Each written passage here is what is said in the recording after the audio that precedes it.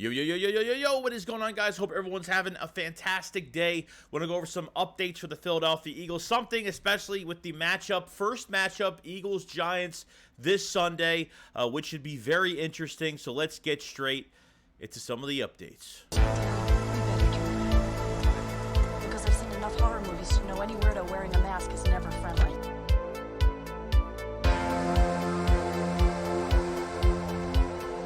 What is going on, guys? Hope everyone's having a fantastic day. So I want to go over a few things as of right now. I think one, I saw there was Wink Martindale had his press conference about the matchup for this Sunday against the Eagles. Now, I have to give respect where respect is due with the Giants coaching staff.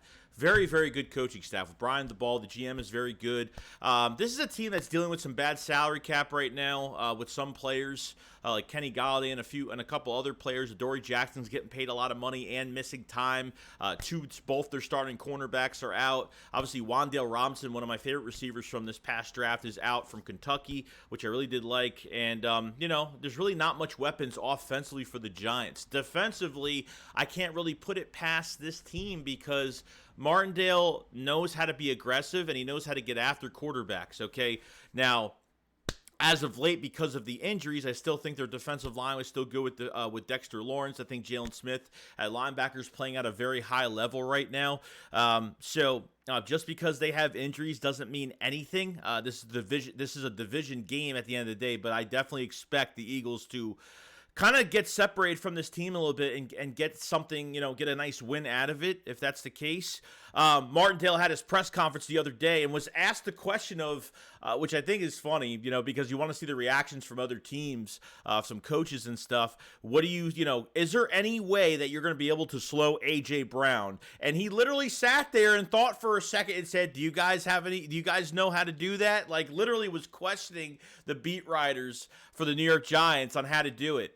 And even mentioned that A.J. Brown reminds him of T.O., of Terrell Owens, like no joke. And talked about Jalen Hurts and how he took a big step from last year to this year and playing at a high level. So, the way you're going to beat Jalen Hurts is obviously you're going to have to blitz him. And if you blitz him and you don't account for him or can't get him down, defenses are going to pay for that. Because really every third down, most of the time, Martindale is blitzing everybody, whether they are take big leads or they're, not winning at all. Like I'm telling you, it doesn't matter what the score is of the game. They're going to bring pressure, and they're going to have to do it. You know what I mean? So I kind of think about this game going in, kind of treating it like the Tennessee Titan game, like kind of, shut down Saquon Barkley is probably the number one thing. Make Daniel Jones throw the ball as many times as possible. You will get your pressure on him. The only thing with Daniel Jones is he has mobility. He has beat us with mobility before. Okay, so I think that's that's the next play. Really, the next 2 weeks, you're going to be, I'm not saying that Daniel Jones is as one of the best mobile quarterbacks, but the guy could run. The guy has outran us a few times and can move around the pocket. So they got to close that pocket, get things started, shut down Saquon Barkley, because really the only chance that offense has for the Giants is Saquon Barkley running good and really balancing the pass because they really don't have any weapons. Darius Slayton's probably the only guy that really has done anything with over 300 yards. I think really the only receiver over 300 yards this season. I could be wrong, but really the only one that's really going to do much of anything for that offense. So I think there's definitely a few things you could use here. But, Martindale is, kind of worried a little bit, kind of worried a little bit on A.J. Brown, obviously having that monster game against Tennessee, getting that revenge. We've already talked about Bradbury, already saying that, this is a different situation. I'm over the Giants releasing me, and I don't think he is. I don't believe any player that says that about their team. But I have a good feeling that Bradbury's going to have a big game. As long as the Eagles don't shoot themselves in the foot, really the only opponent that's going to beat the Eagles is themselves. Okay, their own team is going to beat themselves. That's the only way they lose games at this point. Because, you had what? I don't know how many penalties, 11 penalties in the game against Tennessee, which was, the first half was a little sloppy with those pre-snap penalties, which kind of made me a little nervous, but they cleaned it up in the second half, which I was really happy about. So If I think it would have been a lot tougher game if the Giants didn't have the injuries that they did have. Losing two of your starting cornerbacks, and I think they'll be back in a few weeks. But it's definitely not worked out for them defensively. They just don't have enough. And Martindale has done a really good job all year. There's only so much he could do to work with. So I think Jalen Hurts, this is going to be a game for Jalen Hurts, not just to throw the football. I think they're going to run a little bit, but I think this is more of a passing game for the Eagles this week. Because I don't know who they're going to account for when it comes to the Eagles wide receivers. Even if Watkins is not playing this week, Zach Pascal will get his shot this week.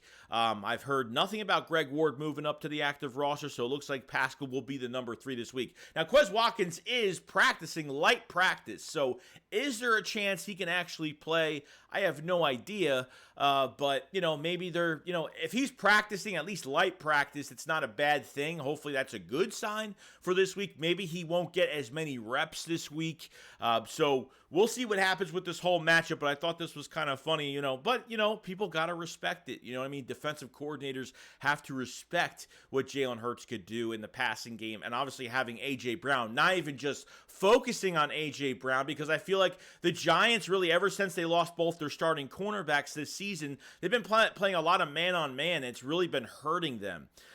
They can't afford to double team A.J. Brown this game, so when it comes to matchups, the Eagles take over by a landslide when it comes to our wide receivers versus their corners. I think this is more of a passing game. Miles Sanders might not have that many touches in this game. I want Miles Sanders to get over 1,000 yards. He's over 900.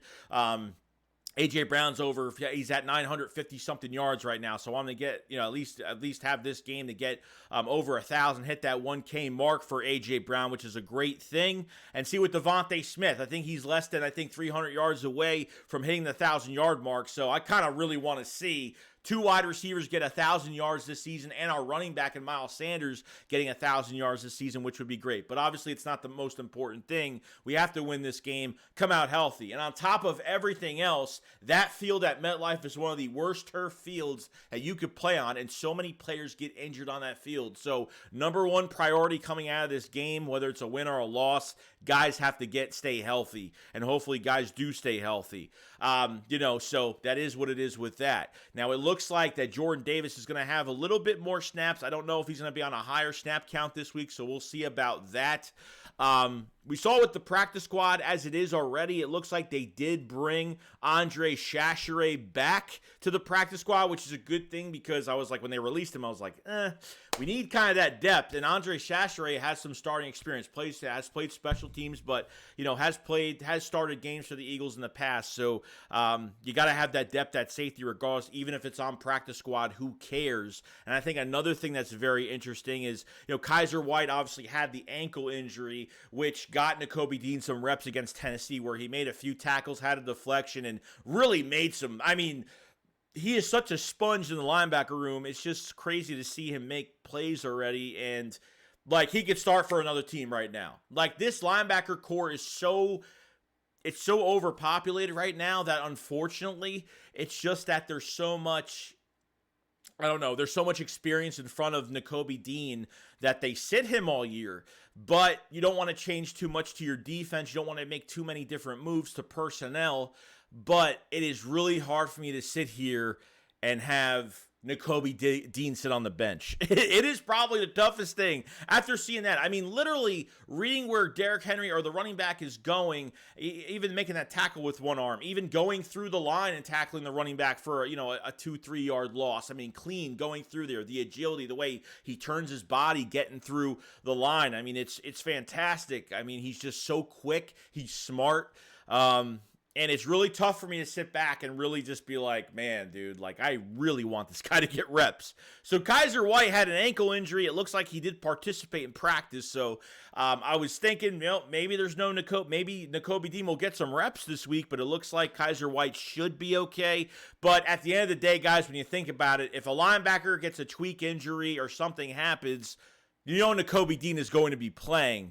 So I'm not really worried about it too much, but it's really tough for me to have Nakobe Dean sit. He's not really sitting. He's playing special teams, which he's making plays on special teams. When he gets his chance, it looks like he's been playing all season. That's the scary part about it. But calm down. Let's relax.